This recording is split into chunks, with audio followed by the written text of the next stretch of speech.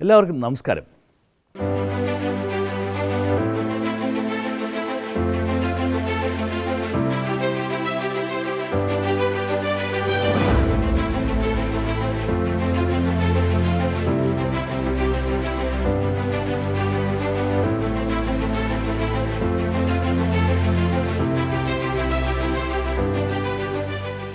പുതിയൊരു വർഷത്തിൻ്റെ ആദ്യ ദിനത്തിൽ തന്നെ എസ്ഐഡിലേക്ക് ഒരു പ്രതീക്ഷയുടെയും ഒരു ആകാംക്ഷയുടെയും ഒക്കെ ഒരു വർഷമായി 2021 കാണുമ്പോൾ നമ്മളിന്ന് ചർച്ച ചെയ്യുന്ന വിഷയം സാമ്പത്തിക രംഗമാണ്. നമ്മളെല്ലാവരെയും ഒരേപോലെ ബാധിക്കുന്ന ഒരു കാര്യമാണല്ലോ ഈ സാമ്പത്തിക രംഗം. പലപ്പോഴും പലരും അതിനെപ്പറ്റിയൊന്നും ചർച്ച ചെയ്യുന്നതോ അല്ലെങ്കിൽ അത് അവരുടെ ഒരു ഡൊമെയിൻ അല്ല എന്നൊക്കെ പറയുന്നെങ്കിലും നമ്മളെല്ലാവരെയും ബാധിക്കുന്ന ഒരു രംഗം തന്നെയാണ് ഈ സാമ്പത്തിക രംഗം. നമുക്കെല്ലാവർക്കും അറിയാം, ഈ 2020 ആഗോളതലത്തിൽ തന്നെ ഏതാണ്ട് എനിക്ക് തോന്നുന്നത് 75 വർഷത്തോളത്തിനിടയ്ക്കുള്ള ഏറ്റവും വലിയൊരു ഡിപ്രഷൻ ആണ് കണ്ടിരുന്നത്. അതിൻ്റെ ഒരു കാലഘട്ടം കഴിഞ്ഞിട്ടുമില്ല. ഇത് നമുക്ക് 2021 ആകുമ്പോൾ വളരെ ഒരു ആകാംക്ഷയുണ്ട്, എന്നാലൊരു പ്രതീക്ഷയും അത് നൽകുന്നുണ്ട്.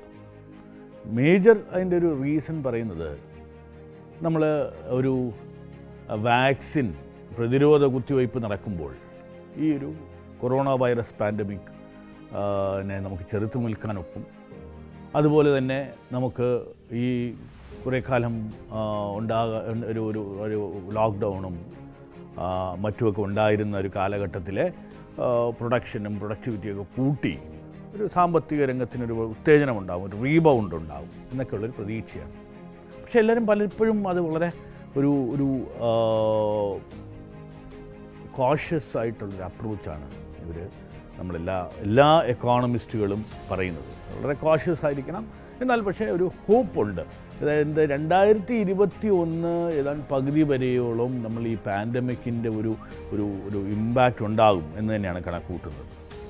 ഒരു 2021 രണ്ടാമത്തെ പകുതിയിലായിരിക്കും ഒരു റീബൗണ്ട് ഉണ്ടാകുന്നത്, അല്ലെങ്കിൽ ഒരു റിസർജൻസ് ഉണ്ടാകുന്നത്. അപ്പം ഇത് നമ്മളൊരു ഗ്ലോബൽ സിനാരിയോയിൽ പറയുന്നതാണ്. ആ ഗ്ലോബൽ സിനാരിയോയിൽ ഒരു ഇത്രയും കാലഘട്ടം എടുക്കും. എന്നാൽ ഒരു ഭാരതത്തിൻ്റെ ഒരു നില എടുക്കുകയാണെങ്കിൽ ഒരുപക്ഷെ നമ്മുടെ ഒരു ടൈംലി ലോക്ക്ഡൗൺ ഉണ്ടായിരുന്നു. അത് കഴിഞ്ഞിട്ട് ഒരുപാട് ബുദ്ധിമുട്ടുള്ള ആളുകൾക്കൊക്കെ ഉണ്ടായിട്ടുണ്ടെങ്കിലും അത് വളരെ ഇഫക്റ്റീവായിരുന്നു എന്നാണ് നമുക്ക് മനസ്സിലാക്കേണ്ടത്. കാരണം അതിൻ്റെ ഇൻഡിക്കേറ്റേഴ്സ്, എക്കണോമിക് ഇൻഡിക്കേറ്റേഴ്സ് ഒക്കെ നോക്കുകയാണെങ്കിൽ വളരെ നന്നായിട്ട് ഒരു റീബൗണ്ട് ഉണ്ടായി തുടങ്ങിക്കഴിഞ്ഞു എന്നാണ് വിലയിരുത്തൽ. GST കളക്ഷൻ ആകട്ടെ, അതുപോലെ തന്നെ നമ്മുടെ ഒരു ജനറൽ ഇൻഡസ്ട്രിയുടെ ഒരു ഔട്ട്ലുക്കൊക്കെ വളരെ നല്ലതാണ്. ഏതാണ്ട് രണ്ടോ ഇൻഡസ്ട്രി ഒഴിച്ച് ബാക്കി എല്ലാം പോസിറ്റീവ് ഗ്രോത്തിലേക്ക് പോയി. എസ്പെഷ്യലി ഇപ്പം നോക്കുകയാണെങ്കിൽ ഈ പറയുന്ന ഫാർമ, ഹെൽത്ത് കെയർ സെക്ടർ എന്ന് പറയുന്ന ആ സെക്ടറിൽ ഏതാണ്ട് 62% വളർച്ചയാണ് ഉണ്ടായിട്ടുള്ളതെന്നാണ് പറയുന്നത്. അതിനുശേഷം എനിക്ക് തോന്നുന്നത് ബാക്കിയെല്ലാം ഓയിൽ ആൻഡ് ഗ്യാസിലും ബാങ്കിങ് സെക്ടറിലുമാണ് വളർച്ച നിരക്ക് നെഗറ്റീവായിട്ട് കണ്ടിട്ടുള്ളത്. ബാക്കിയെല്ലാം പോസിറ്റീവ് ഗ്രോത്ത് ഇതാണ്. അപ്പം ഭാരതത്തിൻ്റെ ഒരു ഓവറോൾ ലെവലിലുള്ള ഇത് ഓൾറെഡി സ്റ്റാർട്ട് ചെയ്ത് കഴിഞ്ഞു. ഇപ്പോൾ 2021 വളരെ ഒരു പ്രതീക്ഷ നൽകുന്ന ഒരു കാലഘട്ടമാവും എന്ന് തന്നെയാണ്. ഇതിനെല്ലാം പുറമെ ഭാരതത്തിൻ്റെ ബാക്കിയുള്ള ലോകം കാണുന്നത് വളരെ ഒരു പോസിറ്റീവായിട്ടാണ്, പ്രതീക്ഷയോടെയാണ്. അതിൻ്റെ റീസൺ എന്താ അങ്ങനെ പറയുന്നത്? എനിക്ക് തോന്നുന്നത് ഏറ്റവും ഈ കഴിഞ്ഞ കാലഘട്ടങ്ങളിലുള്ളതിനേക്കാൾ ഏറ്റവും കൂടുതൽ വിദേശ നിക്ഷേപം ഉണ്ടായിട്ടുള്ളത് ഈ സമയത്താണ്. മാത്രമല്ല എല്ലാ രാജ്യങ്ങളിലും ഒരുപക്ഷെ തായ്ലൻഡ് ആകട്ടെ, തായ്വാൻ, അതുപോലെ മലേഷ്യ, ഇന്തോനേഷ്യ മുതലായ രാജ്യങ്ങളൊക്കെയാണ് ഇപ്പം ഒരു എമർജിങ് ആയിട്ടുള്ള കൺട്രീസായിട്ട് കാണുന്നത്. ഇവരെയൊക്കെ താരതമ്യം ചെയ്ത് നോക്കുമ്പോഴും ഭാരതത്തിലുണ്ടായിട്ടുള്ള വിദേശ നിക്ഷേപം ഏതാണ്ട് 20 ടൈംസ് മോറാണ്. അല്ലെങ്കിൽ അത് ബാക്കി എല്ലാവർക്കും ഒരു നെഗറ്റീവ് ഇൻവെസ്റ്റ്മെൻറ്റാണ്. അത് അവിടെ നിന്ന് ഇൻവെസ്റ്റ്മെൻറ്റ് തിരിച്ചെടുത്തുകൊണ്ട് പോകുന്നൊരു ഫോറിൻ പോർട്ട്ഫോളിയോ ഇൻവെസ്റ്റ്മെൻറ്റ് എന്ന് പറയുന്ന ഇതൊരു ബാരോമീറ്ററായിട്ട് നമുക്ക് എടുക്കാൻ നോക്കുമെങ്കിൽ ഇതൊരു ഒരു ഒരു സൂചികയാണെങ്കിൽ ഭാരതത്തിനെ ലോകരാജ്യങ്ങൾ കാണുന്നത് വളരെ ഒരു പോസിറ്റീവ് ഫ്രെയിം ഓഫ് മൈൻഡിലൂടെയാണ്. ഒരു വളർച്ചയെപ്പറ്റി വളരെ ശക്തമായിട്ടുള്ളൊരു ഒരു പൊസിഷനാണ് ഇന്ന് ബാക്കിയുള്ള രാജ്യങ്ങൾ ഇന്ത്യയിൽ ഏറ്റെടുത്തിരിക്കുന്നത്. നമുക്ക് അതുപോലെ തന്നെ അറിയാം, വളരെ അധികം ഇൻവെസ്റ്റ്മെൻറ്റ് മൊബൈൽ മാനുഫാക്ചറിങ്ങിൻ്റെ കാര്യത്തിലുണ്ടായിട്ടുണ്ട്. ആപ്പിൾ പോലുള്ള മാനുഫാക്ചറിങ് ഇവിടെ സെറ്റപ്പ് ചെയ്തിട്ടുണ്ട്. ചൈനയെ പറ്റി ഒരു ജനറലി ഉണ്ടായിട്ടുള്ള ഒരു നെഗറ്റീവ് ഔട്ട്ലുക്ക് നിശ്ചയമായും ഭാരതത്തിന് ഒരു പരിധിവരെയൊക്കെ നല്ല ബെനിഫിറ്റ് ഉണ്ടാക്കിയിട്ടുണ്ട്. മാത്രമല്ല, നമ്മുടെ ഇൻഫ്രാസ്ട്രക്ചർ സ്പെൻഡിങ് കഴിഞ്ഞ ഒരു 4-5 വർഷമായിട്ട് വളരെയധികം വന്നിട്ടുണ്ട്. ഈ ഇൻഫ്രാസ്ട്രക്ചർ സ്പെൻഡിങ് ഉണ്ടെങ്കിൽ മാത്രമേ നമുക്കൊരു ഗ്രോത്ത് ഓറിയൻറ്റഡ് ആയിട്ടുള്ളൊരു കാര്യം ചെയ്യാനൊക്കെ ഉള്ളൂ. 2-3 കാര്യങ്ങളുണ്ട്. ഇപ്പം നമുക്ക് അറിയാം, കാലാകാലങ്ങളായിട്ട് എപ്പോഴൊക്കെ ഭാരതത്തിൻ്റെ ഒരു വളർച്ചയെപ്പറ്റി പറയുമ്പോഴും അവിടെയൊക്കെ നമുക്ക് ഉണ്ടായിട്ടുള്ളത് ഓരോ രീതിയിലുള്ള ഒരു ഇൻറ്റേർണൽ അപ്രൈസിങ്, അല്ലെങ്കിൽ എന്തെങ്കിലുമൊക്കെ കാര്യങ്ങൾ വിഘടനവാദികളും മറ്റൊക്കെ അതുപോലെയുള്ള കാര്യങ്ങൾ നടക്കുന്നുണ്ട്. നമുക്ക് കാശ്മീരിലെ കാലാകാലങ്ങളായിട്ടുള്ള പ്രശ്നങ്ങളുണ്ടായിട്ടുണ്ട്. പഞ്ചാബിനെ പറ്റിയുള്ള പ്രശ്നങ്ങളുണ്ടായിട്ടുണ്ട്. മാവോയിസ്റ്റുകളുടെ രൂക്ഷമായ ശല്യം ഉണ്ടായിട്ടുണ്ട്. ഇതെല്ലാം നമ്മൾ ഒരു തരത്തിൽ അതിജീവിച്ചിട്ടുണ്ട്.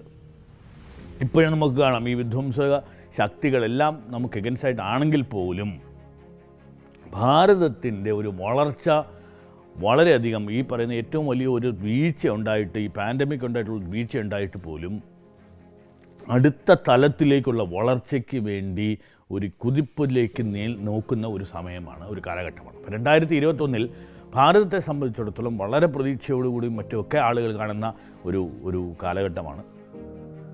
ഇതിന് ഒരു എന്ത് രീതിയിലാണ് അപ്രോച്ച് ചെയ്യേണ്ടതെന്ന് പലരും ചോദിക്കാറുണ്ട്.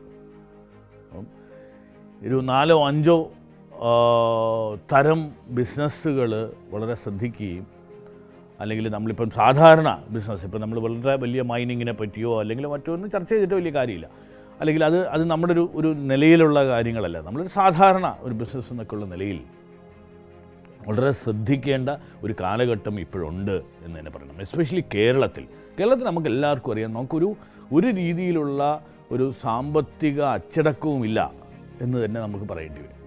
സാമ്പത്തികമായി നമ്മൾ വളരെയധികം ഒരു കടം എടുത്തുകൊണ്ടുള്ള ഒരു രീതിയിലാണ് നമ്മുടെ മുന്നോട്ട് പോക്ക്. ആ കേരളത്തിൽ ഒരു ഇന്ത്യൻ യൂണിയൻ്റെ ഭാഗമായതുകൊണ്ട് മാത്രം ഒരുപക്ഷെ പിടിച്ചു നിൽക്കുന്നതാണ് എന്ന് പോലും പറയേണ്ടി വരും. നമുക്കറിയാം, കിഫ്ബി പോലുള്ള ഒരു ഓർഗനൈസേഷൻസ് ഫ്ലോട്ട് ചെയ്ത് കടമെടുത്ത് അമിതമായ പലിശ കൊടുക്കുന്ന ഒരു രീതിയാണ് നമ്മൾ കാണുന്നത്. ഇനി അങ്ങോട്ട് പോകുമ്പോഴും പല പല പല പ്രഖ്യാപനങ്ങളും കാണുന്നു, 1000 കോടി കടമെടുക്കുന്നു. അപ്പം ഈ കടമെടുത്ത് കാരണം വേൾഡ് മുഴുവൻ 4-5 വേവ്സ് ഉണ്ടായിട്ടുണ്ട് ഈ അനാവശ്യമായി കടമെടുക്കുക. കാരണം ഇപ്പോൾ ഒരു കടമെടുക്കാനൊക്കെ പറ്റിയ ഒരു സാഹചര്യമുണ്ട്. എല്ലാ സെൻട്രൽ ബാങ്കുകളും മറ്റുമൊക്കെ അവരുടെ ഒരു പലിശ നിരക്കൊക്കെ കുറച്ചിരിക്കുകയാണ്. അപ്പം ആളുകൾക്ക് കടം കൊടുക്കാനൊരു അപ്പിറ്റൈറ്റുണ്ട്. അപ്പം ഭാരതത്തിലുള്ള ഒരു സ്റ്റേറ്റ് എന്നുള്ള നിലയിലൊക്കെ നമുക്കൊരു പക്ഷേ കടമെടുക്കാനൊക്കെ ഒരുപാട് സാധിച്ചേക്കാം. പക്ഷേ ഇങ്ങനെ കടമെടുത്ത് ഒരു എക്കോണമിയെ സ്പെർ ചെയ്യാൻ നോക്കിയിട്ടുള്ള എല്ലാ രാജ്യങ്ങളും എല്ലാ കാലഘട്ടത്തിലും വളരെയധികം എക്കണോമിക്കലി പിന്നോട്ട് പോയി എന്നാണ് മനസ്സിലാക്കുന്നത്. മെക്സിക്കോ ഉൾപ്പെടെയുള്ള ഈ ലേറ്റസ്റ്റ് ആയിട്ടൊക്കെ നോക്കുകയാണെങ്കിൽ മെക്സിക്കോ ഉൾപ്പെടെയുള്ള ആദ്യത്തെ കാലഘട്ടങ്ങളിൽ ലാറ്റിൻ അമേരിക്കൻ വളരെ അധികം അഭിവൃദ്ധി ഉണ്ടാകും, ഒരു ഡെവലപ്പിംഗ് കൺട്രി എന്നൊക്കെ നിലയിലൊക്കെ ഉണ്ടായിട്ടുള്ള കാര്യങ്ങൾ, മലേഷ്യ, ഇതെല്ലാം അമിതമായി കടമെടുത്ത് അതിൻ്റെ ഡെറ്റ് ഭയങ്കരമായി ഒന്ന് കൂടി ആ നാട്ടിൻ്റെ സാമ്പത്തിക രംഗം തന്നെ തകർന്നു പോയൊരു രക്ഷമാണ്. അപ്പോൾ അത് നമുക്കെന്ത് ചെയ്യാം? നമുക്കറിയാം, ഇപ്പം ഒരു ഇതിനൊക്കെ പ്രതികരിക്കാനുള്ളൊരു ശേഷി മലയാളിക്കുണ്ടോ എന്നുള്ളത് ഒരു ക്വസ്റ്റ്യൻ മാർക്കായിട്ട് നിൽക്കുന്ന ഒരു കാലഘട്ടമാണ്. പക്ഷെ എന്നാൽ പോലും നമ്മുടെ പേഴ്സണൽ ഫൈനാൻസസും നമ്മുടെയൊക്കെ ഒരു പേഴ്സണലായിട്ടുള്ള കാര്യങ്ങളും വളരെ ശ്രദ്ധിച്ചും സൂക്ഷിച്ചുമൊക്കെ ഒരു ചിലവാക്കേണ്ടതും മറ്റൊക്കെ ഉള്ള കാലഘട്ടമായി മാറി.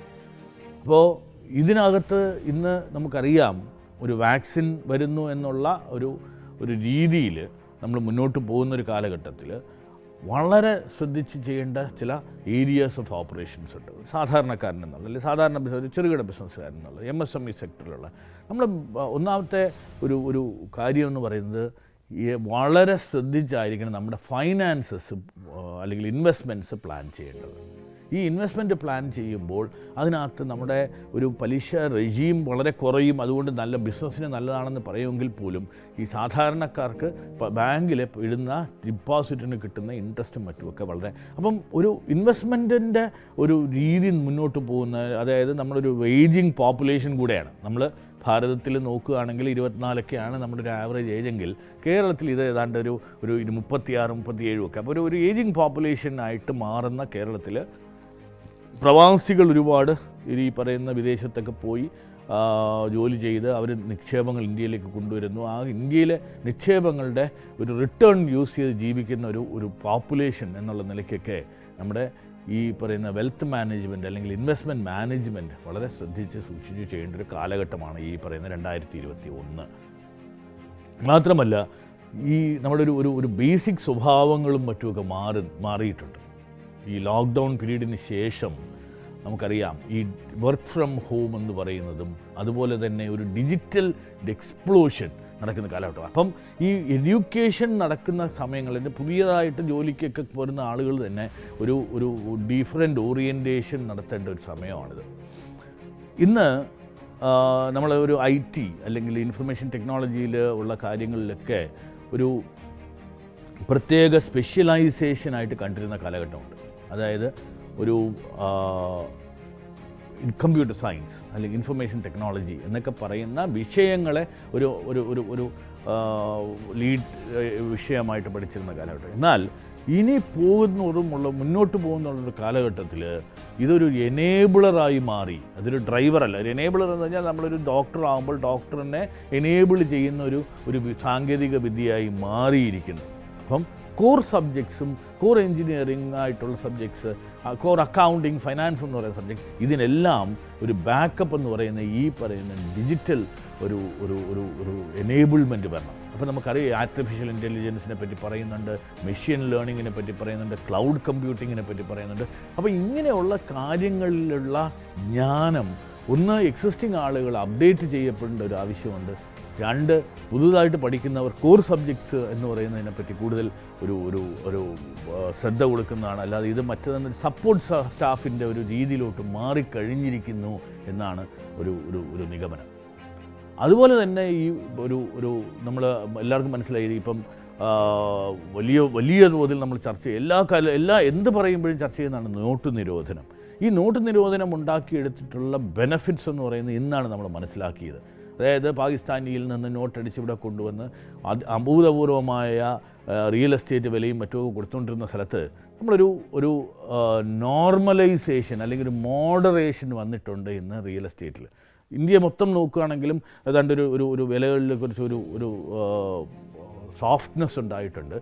കേരളത്തെ സംബന്ധിച്ച് അങ്ങനെ വലിയ ട്രാൻസാക്ഷൻ ഇത് നടക്കുന്നില്ല. പക്ഷേ എന്നാൽ പോലും ആ ഒരു വില കുതിച്ചുള്ള കയറ്റം. അപ്പം ഇന്ന് ഈ ആളുകൾക്ക് ഹൗസിംഗ് ലോൺ മറ്റുമൊക്കെ എടുത്ത് പുതിയ രീതിയിലുള്ള ഒരു അല്ലെങ്കിൽ പുതിയ കെട്ടിടങ്ങളും മറ്റുമൊക്കെ വാങ്ങിക്കാനും പറ്റിയൊക്കെ ഒരു സമയമാണ് എന്നാണ് ഒരു ജനറലി കാണുന്നത്. അപ്പോൾ 2021 കൺസ്ട്രക്ഷൻ ഇൻഡസ്ട്രി, കൺസ്ട്രക്ഷൻ സെക്ടറിലൊരു ഉത്തേജനം ഉണ്ടാകും.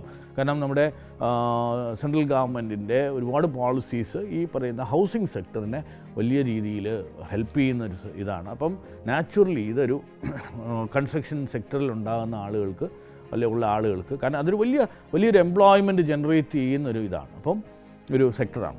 അപ്പം ഒരു കൺസ്ട്രക്ഷൻ അല്ലെങ്കിൽ ഹോം ബൈയിങ് ഒക്കെ പറ്റി നമുക്ക് ഡെഫിനറ്റായിട്ട് ചിന്തിക്കാൻ പറ്റുന്നൊരു കാലഘട്ടമായിരിക്കും 2021. എന്നാൽ ഒരു ആളുകളുടെ ഡിസ്ക്രീഷണറി സ്പെൻഡിങ്ങും മറ്റുമൊക്കെ വളരെയധികം കുറയാൻ ചാൻസ് ഉണ്ട്. കാരണം എപ്പോഴും നമ്മളൊരു 2020 നമ്മുടെ ഇൻകത്തിനൊക്കെ കുറച്ച് ഡിക്ലൈൻ ഉണ്ടായിട്ടുണ്ട്. അപ്പോൾ നാച്ചുറലി നമ്മൾ ഈ പറയുന്ന ഒരു സേവിങ് മെൻറ്റാലിറ്റിയും അങ്ങനെ ഒരു സ്പെൻഡിങ് കുറച്ചുള്ള ഒരു മെൻറ്റാലിറ്റിയും മറ്റുമൊക്കെ ഉണ്ടായി കഴിഞ്ഞിരിക്കുന്നു. ആ തലത്തിലോട്ടുള്ള ഒരു പോക്ക് ഈ 2021 ഡെഫിനറ്റായിട്ട് കാണാൻ കഴിയും എന്ന് തന്നെയാണ് ഞാൻ വരയ്ക്കുന്നത്. അതൊരു ഇനി ഈ പറയുന്ന പോലെ ഒരു അമിതമായ ആഘോഷങ്ങളോ അല്ലെങ്കിൽ ചിലവിൻ്റെയോ പാർട്ടിയിങ്ങോ മറ്റുമൊക്കെ വളരെയധികം കുറയാൻ ചാൻസ് ഉണ്ട്. ഹെൽത്ത് കെയറിന് വേണ്ടിയുള്ള എക്സ്പെൻഡിച്ചറോ അല്ലെങ്കിൽ അതിനുവേണ്ടി ഇൻഷുറൻസ് പുതുതായി എടുക്കുന്ന ഒരു രീതി നമ്മൾ കാണുന്നുണ്ട്. ശുചിത്വവും ഹൈജീൻ അതുപോലെ തന്നെ ഹെൽത്ത് കെയറും വളരെ ഇമ്പോർട്ടൻ്റ് ആയിട്ട് നമ്മുടെ ലൈഫ് സ്റ്റൈലായിട്ട് തന്നെ മാറിയിട്ടുണ്ട്. എന്നാൽ നമുക്ക് മനസ്സിലാകേണ്ട ഒരു കാര്യം എന്ന് പറയുന്നത് ഇതൊരു ഒരു ഒരു ഒരു പേടിപ്പിക്കാൻ വേണ്ടിയിട്ട് പറയുന്നതല്ല. നമ്മളൊരു ഹിസ്റ്ററി നോക്കുകയാണെങ്കിൽ 2018-19 വരെ അല്ല 1918-19 കാലഘട്ടത്തിൽ നമുക്കുണ്ടായിരുന്ന ഒരു സ്പാനിഷ് ഫ്ലൂ ഏതാണ്ട് ഇതേ രീതിയിൽ തന്നെയായിരുന്നു. ഇപ്പം വാട്സാപ്പിലും മറ്റുമൊക്കെ വരുന്ന പ്രചരിക്കുന്ന മാസ്കുകൾ വെച്ചുകൊണ്ടുള്ള ആളുകൾ നടക്കുന്നതൊക്കെ ഏതാണ്ട് ഇതേ രീതിയിലായിരുന്നു എന്നാണ് പറയുന്നത്. അത് ഏതാണ്ട് 2 വർഷത്തോളം ഉണ്ടായിരുന്നു 2018-19.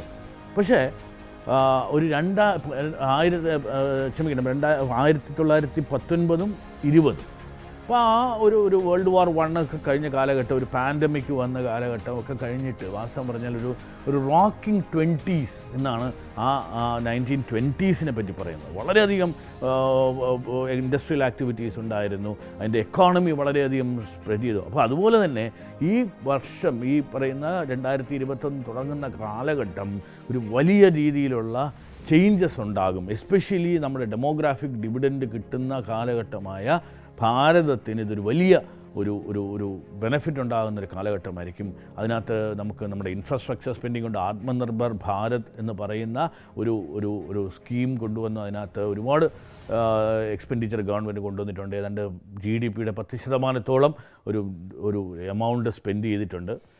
ഇവിടെ ഭക്ഷ്യ സാധനങ്ങൾക്കൊന്നും ആർക്കും ഒരു ബുദ്ധിമുട്ടുണ്ടായിട്ടില്ല. നമുക്കെല്ലാവർക്കും അറിയാം, ആർക്കും ഒരു ഇന്ത്യയിൽ മൊത്തം ഒരു മൈഗ്രൻ്റ് ലേബറിൻ്റെയും അങ്ങനെയൊക്കെ കുറച്ച് ഇഷ്യൂസ് ഉണ്ടായിട്ടുള്ളതല്ലാതെ നമുക്കങ്ങനെ ഒരു മേജർ ഇഷ്യൂസൊന്നും ഉണ്ടായിട്ടില്ല.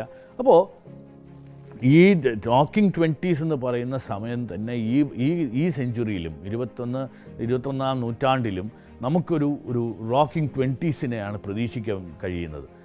അപ്പോൾ ഇതിന് വളരെ ശ്രദ്ധയോടും വളരെ ഒരു ഉത്സാഹത്തോടും കൂടി തന്നെ മുന്നോട്ട് പോവുകയാണെങ്കിൽ ഭാരതത്തിൻ്റെ വലിയ ഒരു ലീപ്പിൻ്റെ കൂടെ ചേർന്ന് നിന്ന് മലയാളികളായ നമുക്കും ഒരു ഉന്നതി ഉണ്ടാകും. ഇപ്പോൾ 2021 ഒരു പക്ഷേ ഒരു ഭരണമാറ്റം നമ്മൾ പ്രതീക്ഷിക്കുന്നു. ഇങ്ങനെയുള്ള കാര്യങ്ങളിലൊക്കെ ഒരു ജനങ്ങൾ സാമ്പത്തിക രംഗം വളരെ ക്രിട്ടിക്കലാണെന്ന് ഇമ്പോർട്ടൻ്റ് ആണെന്ന് മനസ്സിലാക്കിയാൽ ആ തലത്തിലേക്കുള്ള രീതിയിലുള്ള പൊളിറ്റിക്കൽ ചിന്തയും കൊണ്ടുണ്ടാകുകയാണെങ്കിൽ വളരെ ബുദ്ധിമുട്ടുണ്ടാക്കുന്ന രീതിയിലുള്ള പോളിസീസും മറ്റുമൊക്കെ ഗവൺമെൻറ് നടത്തുന്നതില്ലാതാകും.